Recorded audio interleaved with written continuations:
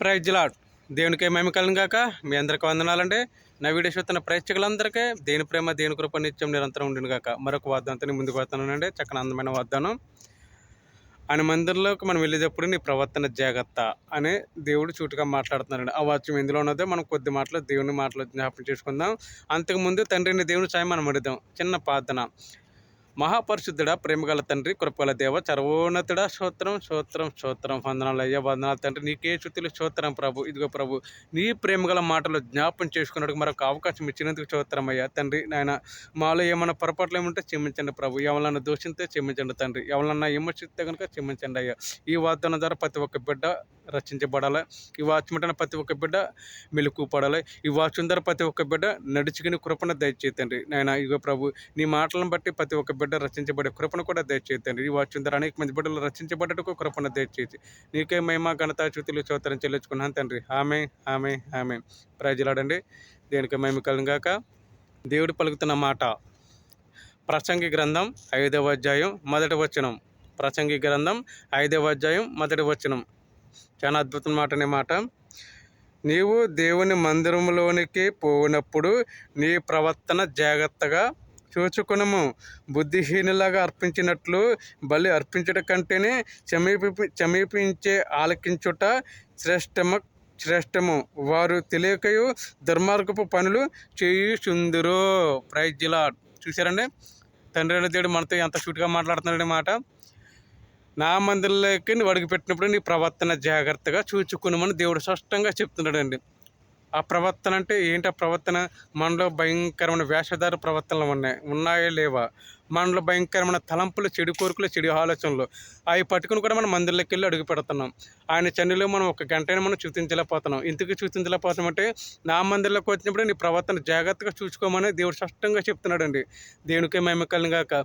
మరి ఆ ప్రవర్తన ద్వారా మనం దేవుణ్ణి ఎలాగ మనం స్తుతించాలా? ఆయన మాట మనం ఎందుకు లోబడక ఉండాలి? ఎందుకంటే దేవుడు ప్రతి ఒక్క మాటను కూడా మనం ఆలకిస్తున్నాడండి. ఎందుకంటే నువ్వు ఇచ్చిన 24 గంటల సమయంలోనూ నువ్వు కనీసం నన్ను ఒక గంట కూడా ఆరాధించలేకపోతున్నావు కదా. నా మందిరంలోకి వారం రోజులు నేను క్షేమంగా ఉంచుతున్నాను కదా. కనీసం ఈ వారం రోజులు ఒక గంట మాత్రమే కానీ నన్ను ప్రేమతో ఆరాధించలేకపోతున్నావు కదా. ఇంకా నువ్వు అన్నాళ్ళు నన్ను తప్పించుకుని తిరుగుతావు దేవుడు స్పష్టంగా చెప్తున్నాడండి. దేవునికే మహిమ కలుగును గాక. నా ప్రియమైన విశ్వాసులారా, ఈ సాయంకాల సమయం మంది పరిశుద్ధాత్మ దేవుడు చాలా తేటగా రాయబడిన మాట. చాలా అద్భుతమైన మాట ఇది. ప్రసంగి గ్రంథంలో 5వ అధ్యాయం 1వ వచనంలోను ఎంత అద్భుతమైన మాట రాసి పెట్టాడు చూసారండి. నా మందిరంలోకి వెళ్ళినప్పుడు నీ ప్రవర్తన జాగ్రత్తగా చూసుకోమని స్పష్టంగా చెప్తున్నాడండి. నీవు దేవుని మందిరంలోనికి పోయినప్పుడు నీ ప్రవర్తన జాగ్రత్తగా చూసుకునము. బుద్ధిహీనులాగా నటించద్దు అంటున్నాడండి. చూసారా, బుద్ధిహీనులాగా కల్పన వ్యక్తులకు తిరుగుతూ అమాయక ప్రజలను మోసం చేస్తూ చూసారండి. నా మందిరంలోకి అడుగుపెట్టినప్పుడు నీ ప్రవర్తన జాగ్రత్త. ముందు నీ ప్రవర్తన చూసుకోమని స్పష్టంగా చెప్తున్నాడండి. మరి నీ ఆలోచన నడుచుకుంటున్నావా? అలా దేవుని పట్ల నడుచుకుంటున్నావా? లేదు. ఎందుకంటే ఇంకా మనము భూలోకంలోనూ ఉన్నంత కాలమును అపవాదుల చేతిలో మనం చిక్కుపోతూనే జీవిస్తున్నాం. కానీ దేవుడు ఎందుకు చెప్తున్నారు తెలుసా?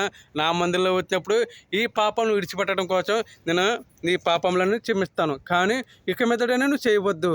నా మందిరంలో అడుగు పెట్టినప్పుడు నీ చుట్టూని గొప్ప కార్యం చేస్తాను, నీ కుటుంబం చుట్టూని గొప్ప కార్యం చేసి చూపిస్తాను, కానీ ఇక మీదట ఆ పాపం నువ్వు చేయవద్దు.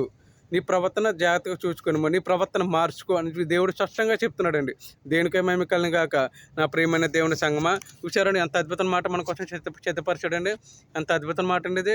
నీ ప్రవర్తన జాగ్రత్తగా చూసుకున్నాము అంటే ఇది చాలా రకంగా మనం అర్థం చేసుకునే విషయము. కానీ మనం ఆ ప్రవర్తన ద్వారా మనం నడవలేకపోతున్నాం, మనం ఉండలేకపోతున్నాం. దేవుని కార్యములు మనం చూచుండకు కూడా ఆయన కార్యములు మనం జీవించలేకపోతున్నాం. ఆయన కార్యములు చూచుండకు కూడా ఆయన సన్నిధిలో మనం చాచు రూపంలో చెప్పలేకపోతున్నాం. ఎందుకు చెప్పలేకపోతున్నాం? బలిపీఠం మీకు ఎక్కితే ఎవరు ఏమనుకుంటారో ఏమో, ఏ మాట తప్పు వస్తే ఆ మాట పట్టుకుని నాకు ఫోన్ల ద్వారా ఇలాగ అడుగుతారేమో అని ఒక భయం. అవును కదండి, నిజమే. కానీ కొంతమందికి ఆ ఆలోచన పుడతానే ఉంటుంది. ఎందుకంటే దేవుడు చెప్తున్నాడు, నేను ప్రత్యేకించి వెన్నుకున్నాను కనుక, నేను నీ తలంపులన్నీ ఎరిగి ఉన్నాను కనుక, నీ ఆలోచనలన్నీ ఎరిగి ఉన్నాను కనుక ఇక మీదట నువ్వు ఈ అన్నిటిని విడిచిపెట్టుము, ఈ లోకాంతర జీవితం విడిచిపెట్టుము. నేను నీ ప్రాణము తీసుకెళ్ళేంత వరకు కూడా నువ్వు ఈ భూమి మీద ఉన్నంత వరకు కూడా అనేక మంది కుటుంబాల కోసం నువ్వు ప్రార్థన చేయాలి. నీ కుటుంబమే కాకుండా ఎదురువాడి కుటుంబం గురించి కూడా నువ్వు ప్రార్థన చేయాలి. నువ్వు ఎప్పుడైతే నా ప్రవర్తన ద్వారా నువ్వు ఏకీభవించి నన్ను వెంబడించి నన్ను స్తుతించడం, నన్ను కనపరచడం, అనేక మంది బిడ్డలకు నా సువార్త చెప్పడం నువ్వు చేస్తున్నావో, నీ చుట్టిన గొప్ప కార్యం చేస్తాను, ఊహించలేని రెండంతల కార్యం చేసి చూపిస్తాను దేవుడు స్పష్టంగా చెప్తున్నాడండి. దేవునికే మహిమ కలుగును గాక.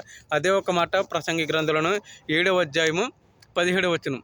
అదే ప్రసంగి 7వ అధ్యాయం 17వ వచనంలో చూద్దాం. అదే ప్రసంగి 7:17లో చూద్దాం. అధికముగా దుర్మార్గపు పనులు చేయకుము, బుద్ధిహీనముగా తిరగవద్దు, నీ కాలమునకు ముందుగా నువ్వు ఎలాగ చనిపోవదువు. చూసారండి, దేవుడు ప్రసంగ 5లోనేమో ఈ రకంగా రాసిపెట్టి ఉంచాడండి. 7:17లో అయితే ఈ రకంగా రాసిపెట్టి ఉంచాడు. చూసారండి, నీ ప్రవర్తన జాగ్రత్తగా నువ్వు చూచుకునము, నువ్వు మార్చుకునము.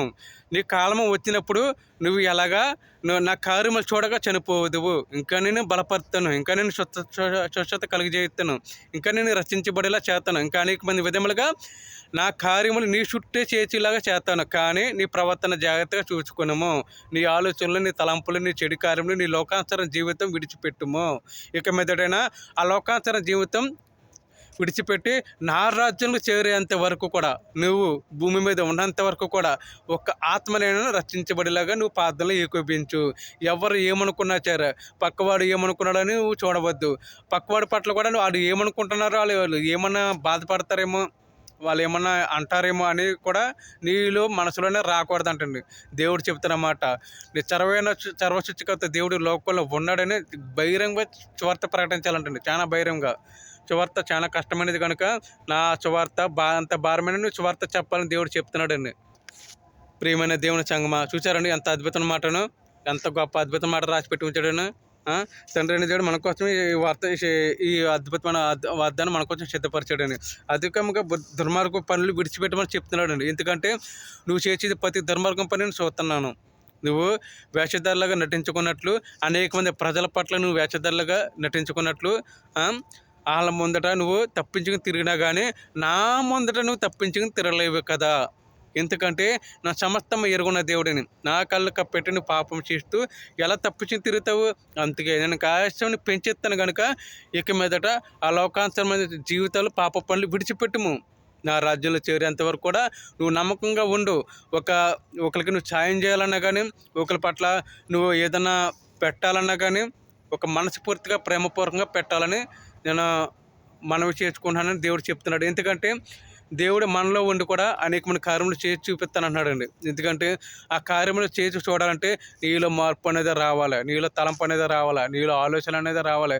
దేవుడు నిజంగా నా పట్ల మాట్లాడుతున్నాడా, నా పట్ల ఉంటున్నాడా, నా కుటుంబంలో గొప్ప కార్యం చేశాడు కనుక ఇంతవరకు దేవుడి తండ్రి అయిన దేవుడు నా పట్ల ఎన్నో అద్భుతమైన కార్యములు చేశాడు కనుక ఆయన పట్ల నేను ఒక కార్యమైన చేసి చూడాలి. నా కళ్ళ ముందట ఆయన కార్యం ఎలాగుంటుందో నేను చూడాలని నువ్వు ఒక ఆలోచనలు ఉంటే కనుక ఆ కార్యం ఖచ్చితంగా నీలో జరుగుతుంది అన్నాడు. దేనికై మేము కలుగాక. ఈ కొద్ది వచ్చిన దేవుడు దీవించి ఆచరించి కాచి కాపని కాక. చిన్న ప్రార్థన చేసుకుందాం. మహాపరిశుద్ధుడా, ప్రేమగల తండ్రి, కృపగల దేవ, సర్వోన్నతుడ, స్తోత్రం, వందనాలయ్య, వందనాలు తండ్రి, వందనాలు దేవ, నీకే స్తుతులు స్తోత్రం తండ్రి. ఇంతవరకు ఈ ప్రేమగల మాటలు మాతో మాట్లాడినందుకు వేలాది స్తుతులు స్తోత్రం అయ్యా తండ్రి ప్రభు. మేము కపటమైన ఆలోచనతో జీవితం బ్రతుకుతున్నాం అయ్యా, వేషధారులుగా జీవితం బ్రతుకుతున్నాం తండ్రి.